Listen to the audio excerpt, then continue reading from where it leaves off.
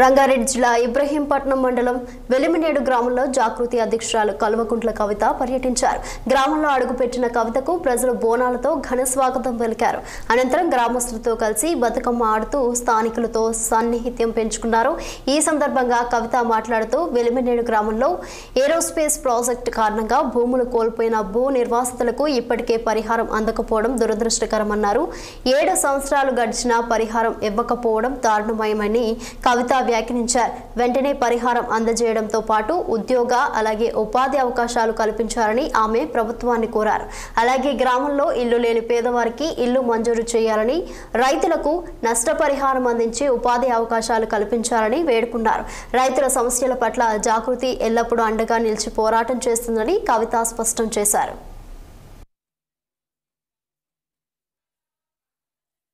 గ్రామంలో హైదరాబాద్కి చాలా దగ్గరగా ఉంటుంది. అభివృద్ధికి మాత్రం ఇంకా కూడా కొన్ని విషయాలలో ఆమడ దూరంలో ఉన్నదని చెప్పక తప్పని పరిస్థితి ఉన్నది. ఇల్లు లేనటువంటి పేదవాళ్ళు కావచ్చు, తినడానికి కనీసం ఇబ్బంది పడేటటువంటి పేదవాళ్ళు కావచ్చు, మరి వీళ్ళందరి విషయంలో ప్రత్యేక శ్రద్ధ పెట్టాల్సినటువంటి అవసరం ఉన్నది. ఇదే ఎలిమినేడిలో ఏరోస్పేస్కి సంబంధించి ల్యాండ్ అక్విజిషన్ కూడా చేయడం జరిగింది. కానీ ఇంతవరకు అక్కడ ఒక్క కంపెనీ కూడా రాలేదు. ఇవ్వాల్సినటువంటి మరి కాంపన్సేషన్ ఎవరికి కూడా సరిగ్గా ఇవ్వలేదు అనేటటువంటి ఆరోపణలు కూడా ఉన్నాయి. వీటి నేపథ్యంలో ఎలిమినేడికి రావడం జరిగింది. మరి ఇక్కడ ఉన్నటువంటి కొంతమంది రైతులకు ఇంకా కూడా పెండింగ్ ఉండడం, వారికి ఇబ్బంది జరుగుతూ ఉందని తెలిసింది. వారి పక్షాన నిలబడతామని మేము విశ్వాసం కల్పిస్తూ ఉన్నాం. కంపెనీలు రావాలి, అప్పుడే రైతులు భూములు కోల్పోయిన దానికి న్యాయం జరుగుతుంది.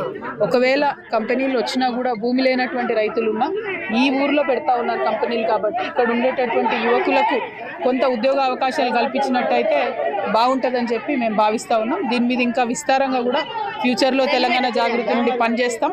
దీనికి ఈ విషయం తెలియజేస్తూ ఉన్నాం. ఎలిమినేడు గ్రామంలో హైదరాబాద్కి చాలా దగ్గరగా ఉంటుంది. అభివృద్ధికి మాత్రం